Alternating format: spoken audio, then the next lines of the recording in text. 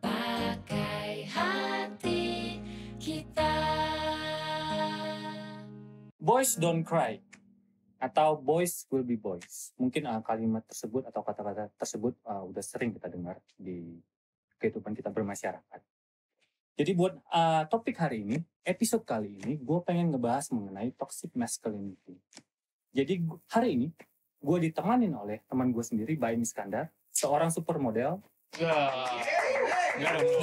Dan tunggu sebentar dulu, tunggu. Jadi yang ngebuat hari ini menjadi episode yang spesial adalah kita ditemani oleh ahlinya atau pakarnya, seorang psikolog, Mbak Reta. Jadi teman-teman, terima kasih buat waktunya sudah meluangkan waktu untuk datang di studio Pakai Hati kita. Walaupun gue tahu lu sibuk banget photoshootnya, bro. Enggak sih. Kayak juga banyak banget. Terus Mbak Reta juga katanya ini kan lagi pandemi seperti ini, kliennya juga lagi banyak-banyaknya. Jadi ya terima kasih gue ucapin mewakili para cast and crew. Jadi sebelum kita ngebahas mengenai apa sih itu toxic masculinity, gimana sih dampak berbahayanya di masyarakat mengenai topik tersebut. Sebelumnya, Baim. Yes. Kita sama orang Medan, gimana ini? Enaknya ngomong Medan kah atau gimana? Apa aja bebas. Oh ya, rooming ya nanti. Oke ya, kita generalisasikan aja semua. Gue dengar lo itu sempat mengalami panic attack. Iya. Itu kenapa ini?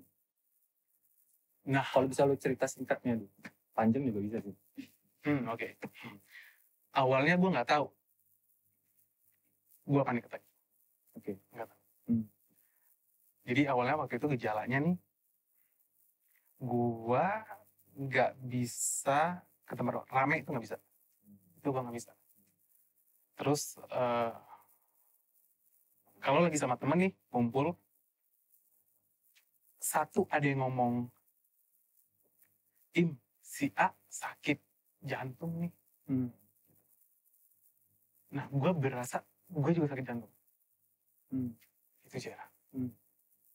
Nah, jadi pernah satu ketika, temennya teman gue bilang, ini ada orang nih, si B misalnya. Gue gak kenal orangnya, dan gue gak tahu juga ini siapa, gak pernah lihat. Meninggal gara-gara paru, dia bilang. Selesai kita ketemu nih ngobrol, gue berasa, gue kayaknya di paru gue ada something nih, gak beres. Sesak lah gitu ya? Iya, langsung berasa nyeri, ini kenapa ya, ada apa ya gitu. Langsung ke dokter paru. Oh, ke dokter paru? Gue ke dokter paru, gue ke dokter jantung. Dan gak sekali, berkali-kali.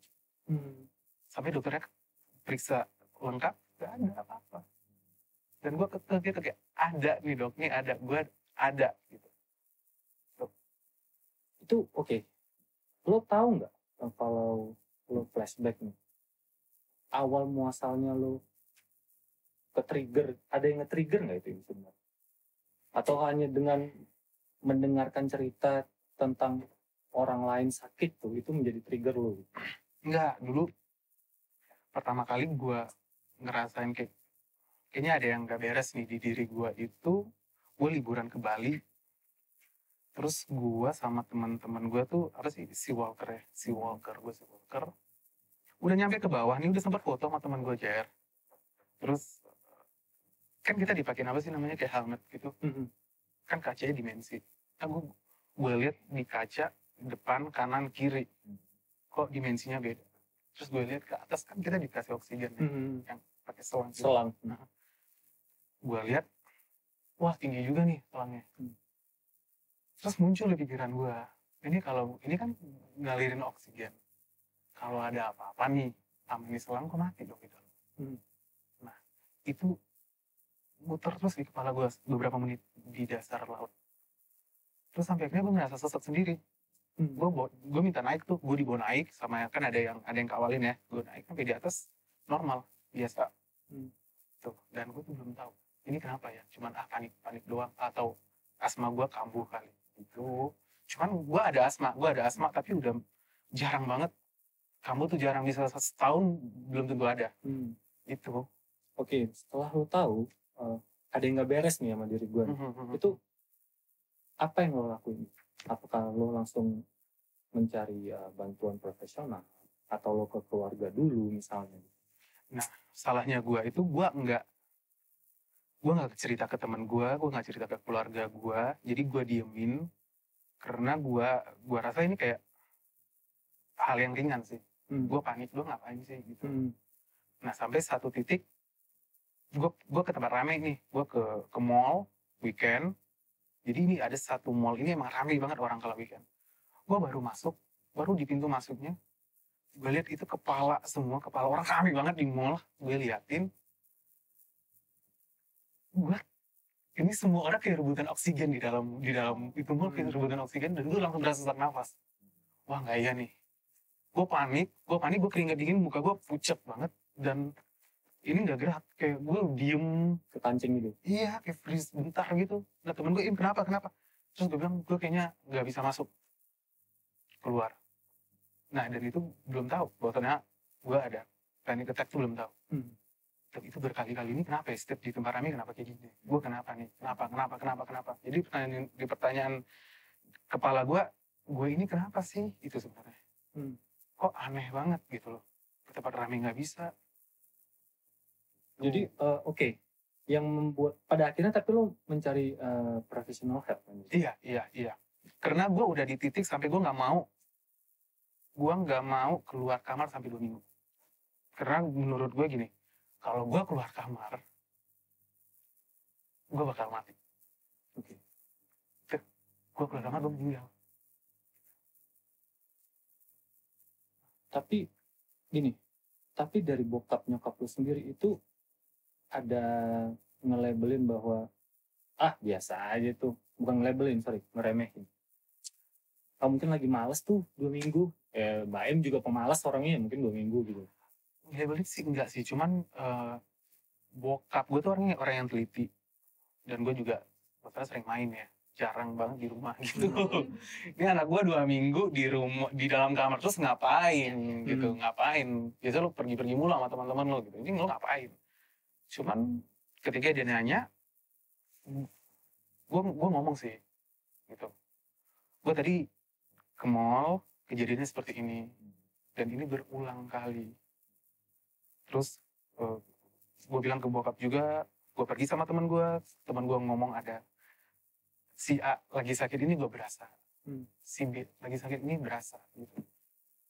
Terus bokap, wah sempat nanya juga, kenapa ya gitu. Nah oke. Ketika lu berarti lu konsultasi kan beberapa kali itu? Iya, gue konsultasi ke bokap dan ke teman-teman dekat gue. Oh lu konsultasi ke mereka, maksud gue yang ke professional help itu lu konsultasi juga pada akhirnya? Pada saat gue konsultasi, gue bilang ke teman gue nggak tahu ini gue kenapa sih, gue nggak tahu panic attack itu apa, gue nggak pernah dengar itu penyakit ternyata. Sebenarnya itu sorry, gue potong. Kenapa? Karena itu termnya bukan konsul ya sebenarnya, Mbak Reta. Itu ya curhat aja kan? Iya, gue cerita. Nah teman gue bilang, beberapa teman gue sampai kayak suruh sholat, suruh A, B, C, deketin diri apa segala macam. Ya gue tahu gitu ya. Biasa kita juga dewasa ya, kita tahu lah kalau misalkan lagi berbuat dosa, lagi beribadah, udah dewasa udah tahu gitu. Cuman gue nggak tahu, karena gue rasa gue nggak perlu konsultasi. Pada saat itu gue mikirnya gini, gue ke psikiater berarti gue kan ada gangguan kejiwaan.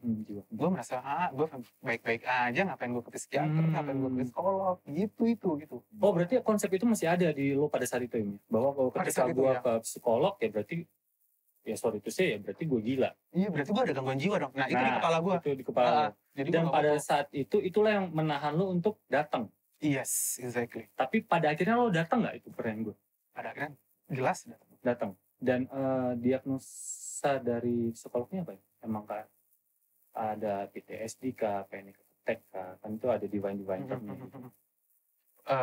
Ketemu psikolog, diteliti dulu tuh. Selama 2 minggu 4 kali pertemuan. Nah setelah 4 kali pertemuan baru gue dibilang panic attack ya. Terus keluarga lo gimana responnya dengan, pasti lo gak akan ngobrol ke orang tua lagi dong. Oh gue divonis ya, bener ya? Mereka itu vonis ya? Oh diagnosis ya? oke, gue didiagnosis panic attack nih, terus pasti lo akan ngomong ke nyokap kan, lo akan ngomong ke bokap, itu responnya dari mereka gimana? Bokap nyokap cuma, lo kok bisa gitu. Kenapa ya gitu. Karena ya mungkin di keluarga gue juga asing asing banget penyakit psikis ya. Penyakit psikis kan itu ya, itu kayak asing. Gangguan psikologis. Kayak itu kayak ini apa gitu. Lo kok bisa? Kenapa gitu. Karena di keluarga gue, di saudara-saudara gue kayaknya nggak ada. Tapi nangis sendirian di kamar itu? Pernah. Sering? Gue nangis karena gue capek banget. Kena serangan panik itu capek banget. Capek banget. Dan lu nggak bisa, gue cerita ke orang yang nggak panik attack, mereka nggak akan ngerti. Nggak nyampe apa yang gue bilang itu ke mereka tuh nggak tahu. Jadi emang lu cari temen lu yang ada panic attack juga nih, baru dia kayak tahu. Ya gue juga mereka relate ya. Iya. Karena capek banget. Gue pernah di tahap mau tidur nih kayak gue ngomong sendiri ya Allah gitu. Kalau mau ambil sekarang nggak apa-apa, gue terlalu capek. Gitu. Capek banget. Pernah juga nih kejadian ke mall lagi nyetir. Jadi mall itu parkir di lantai 4 di atas. Turun nih. Mau masuk pintu mall nih, Jar. Gue lihat. Gue jalan ke palangnya itu. Gue lihat ke bawah gini. Apa gue lompat ya? Itu pernah lo. Sempat ada pikiran seperti itu ya, terbesit ya. Apa gue lompat ya? Kayak gitu. Karena gue takut. Nanti serangan panik lagi capek. Oke, sekarang kita tanyakan ke ahlinya langsung. Yes. Mbak Reta, sebenarnya berkaca dari ceritanya si Mbak Im, panic attack itu apa sih, Mbak? Ya, serangan panik itu salah satu, sebenarnya gini, serangan panik itu bisa dialami oleh siapa aja. Kita kalau lagi dalam kondisi yang sangat-sangat menekan gitu ya, sangat-sangat berat, siapapun bisa tiba-tiba sesak napas, tiba-tiba berasa yang gemeter, yang nggak karu-karuan gitu, kita bilangnya serangan panik.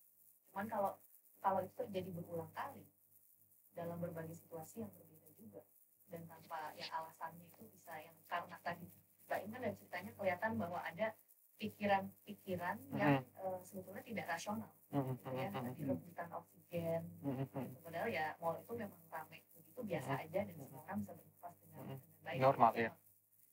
Pemikiran-pemikiran itu memancing, yang irasional itu memancing reaksi dari dalam tubuh kita dan terjadi panic attack itu. Sebetulnya sih panic attack itu bisa tadi ya, bisa dialami siapa aja kalau memang konteksnya atau kejadiannya sangat besar gitu.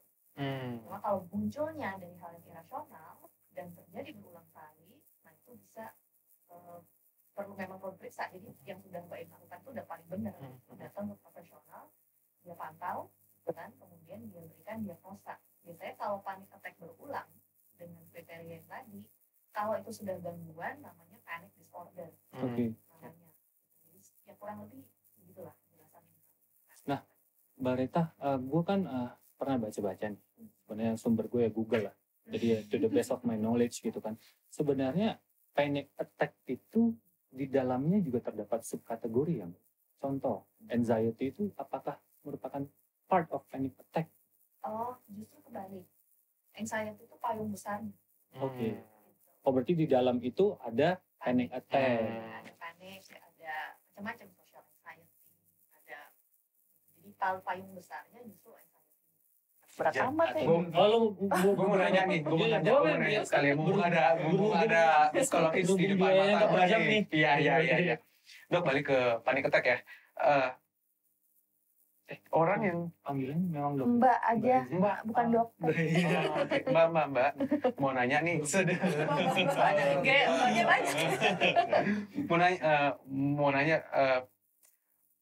orang yang terkena panic attack itu biasanya keturunankah?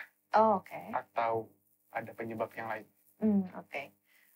Kalau kita bicara gangguan psikologis, biasanya harus dilihat dari berbagai faktor, biologis dan ya dua besar lah ya, biologis dan faktor lingkungan. Gitu.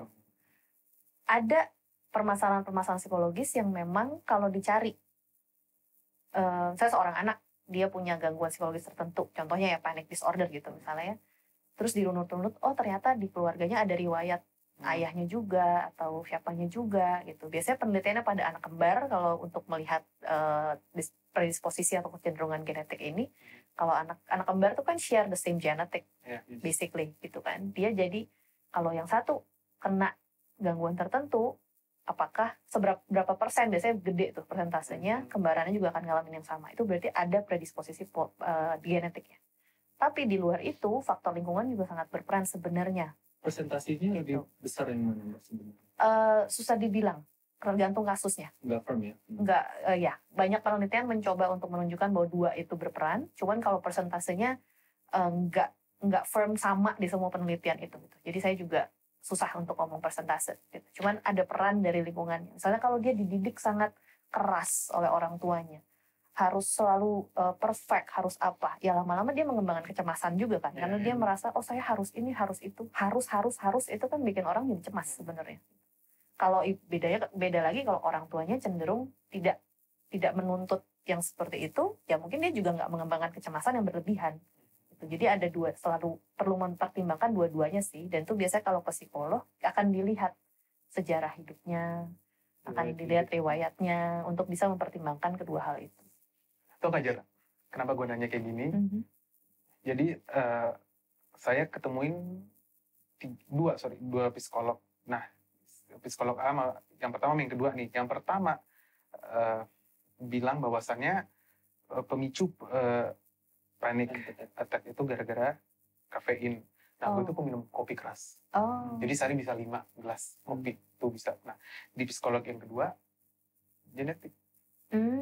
Oke. Jadi ketika udah sembuh, udah gak pernah kambuh sama sekali sampai sekarang nih, nyokap gue kena. Berarti lo setelah nyokap gue sembuh, kakak gue kena. Jadi pas udah dewasa itu baru gue bingung gak sih? Gitu. Tapi pertama tuh di nyokap, di ibu gue, baru di kakak gue kena. Panik, dua-duanya kayak gitu, panikan. Ya itu kalau kayak gitu, safe to say bahwa itu dari faktor genetik nggak? Karena menurut diagnosa dari 2 psikolog itu bukan karena faktor lingkungan. Enggak, justru psikolog pertama ini dia bilang ini kamu gara-gara kafein. Kebanyakan kopi. Kebanyakan kopi. Bener, stop kopi nggak kumat paniknya. Oke. Bener. Tapi kan di yang satu lagi bener juga nih. Setelah gue sembuh, nyokap gue juga panik attack. Kakak gue juga, 2 orang panik attack. Nah, yang kalau itu ciri-cirinya sama kayak lu? Sama. Takut gitu. Takut ketemu orang. Nah itu gimana Bu? Kalau menyikapi kayak gitu, berarti safe to say ya berarti sangat berdampak genetik dong kalau yang di case-nya Mbak ini gitu. Oke, biasanya gini kita ngelihatnya, selalu ada resiko itu. Anggota keluarga ada mengalami sama kayak gini deh, biar gampang, penyakit yang fisik, diabetes. Kalau biasanya ada orang tua diabetes, anaknya akan hati-hati gitu kan. Karena berarti ada kemungkinan dia bisa diabetes juga. Dia jaga makan, dia olahraga teratur dan segala macam. Gangguan psikologis juga bisa dianalogikan ke situ. Ketika ada anggota keluarga yang mengalami, maka yang relate secara darah dekat sama orang ini perlu hati-hati. Hati-hatinya gimana? Kalau diabetes itu tadi mengontrol makan dan gaya hidup, kalau ini ya belajar coping mekanisme yang lebih baik, misalnya menyadari bahwa oh saya ternyata punya tendensi cemas yang tinggi juga ya, seperti anggota keluarga saya yang ini. Apa yang bisa saya lakukan supaya kecemasan ini tidak makin tinggi? Saya akan bisa belajar dengan coping yang lebih sehat, bagaimana cara menghadapi stres, mengelola stres dan lain sebagainya. Jadi mungkin itu sih pendapat yang bisa saya kasih. Nah, oke Mbak. Kalau kita menarik lagi panic attack, kita tarik garis ke bawah, itu berarti nggak ada perbedaan antara male dan female. Ya, karena siapapun laki perempuan, umur berapapun, latar belakangnya apapun ya. Kalau kecenderungan Mbak, siapa yang maksud gue yang lebih rentan mengalami atau ingat kan ada persentasi ya Mbak. Ini kita akan ngebahas perbedaan karakter male and female terlebih dahulu Mbak. Itu perbedaan terbesarnya apa sih Mbak?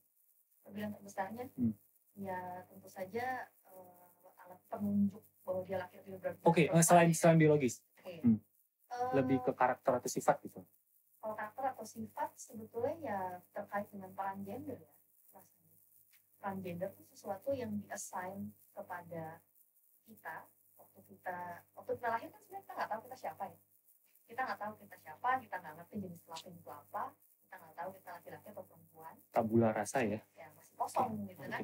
Tapi ketika kita udah mulai besar, nggak usah mulai besar, dari bayi aja mungkin udah ada yang, oh kalau perempuan warna bajunya ini ya, kalau laki-laki warna bajunya ini ya.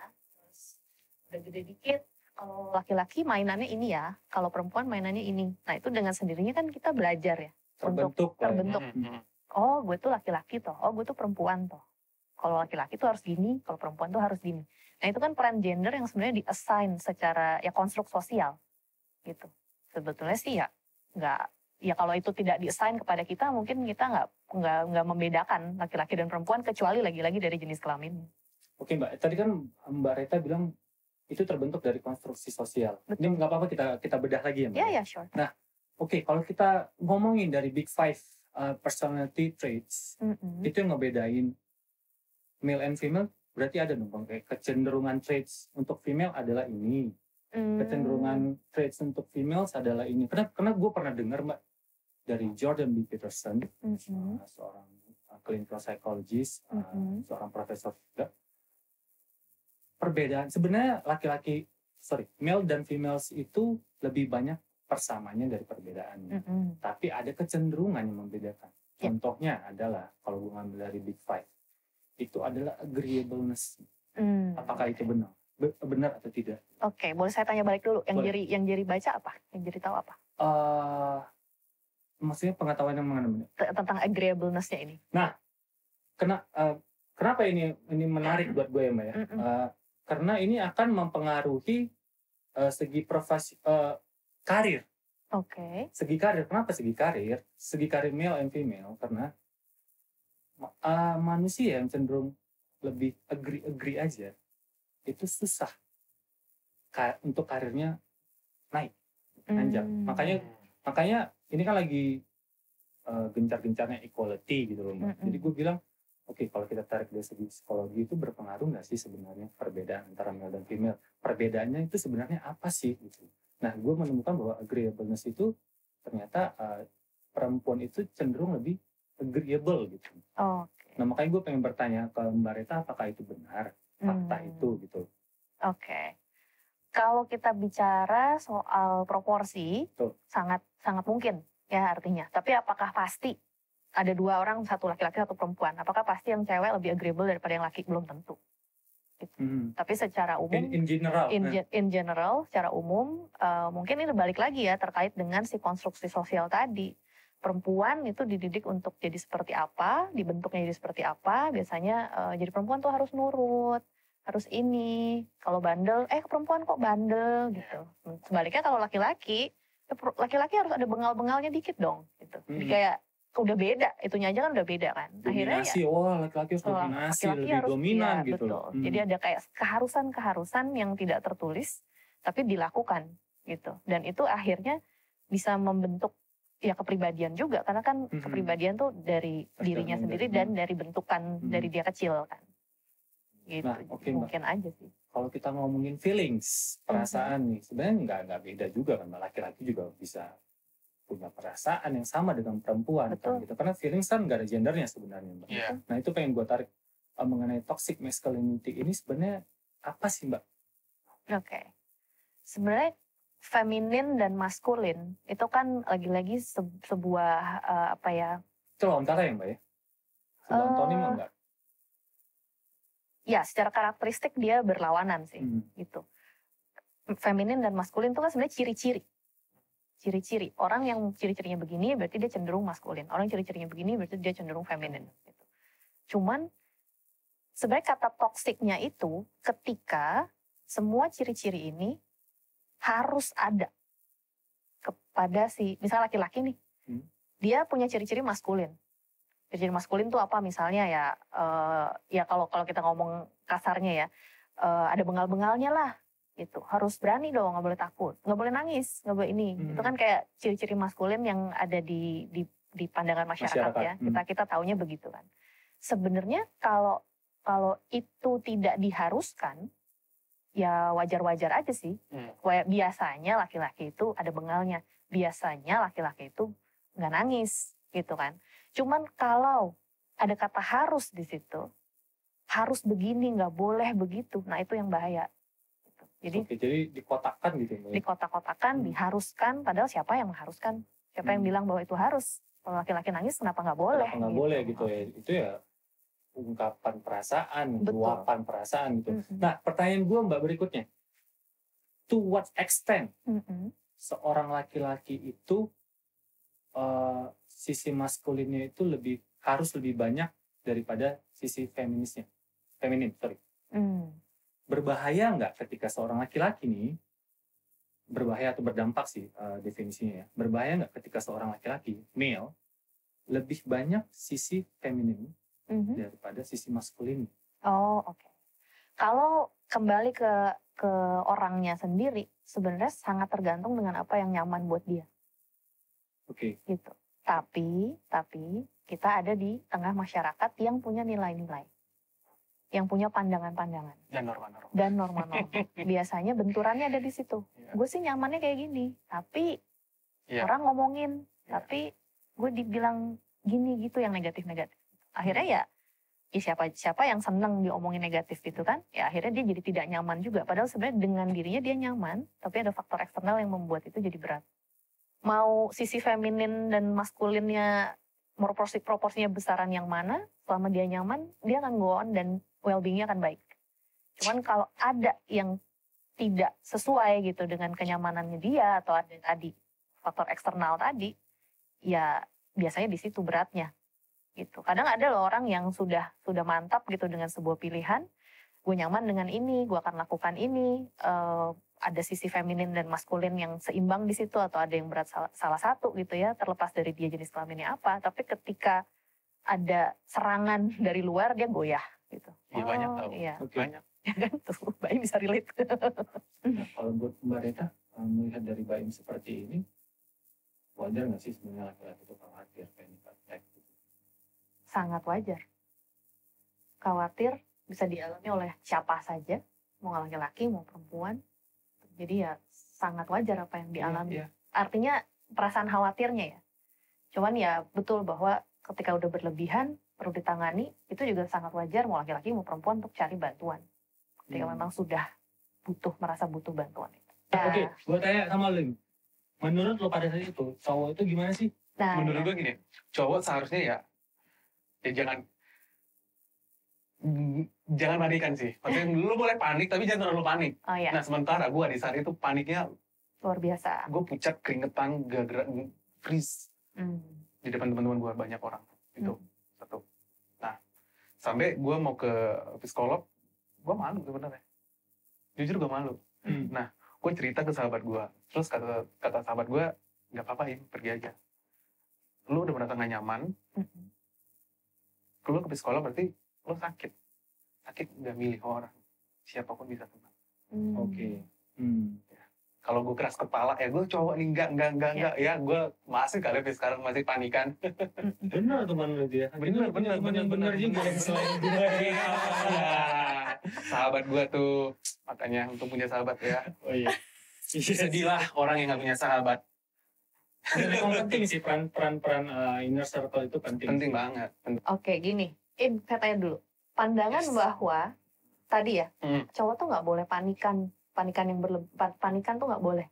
Itu kan berarti di kepalanya Baim ada konsep bahwa yang boleh panikan, yang lebih cewek, boleh panikan adalah cewek. Nah itu kira-kira belajarnya dari mana itu? Dari lingkungan kali ya.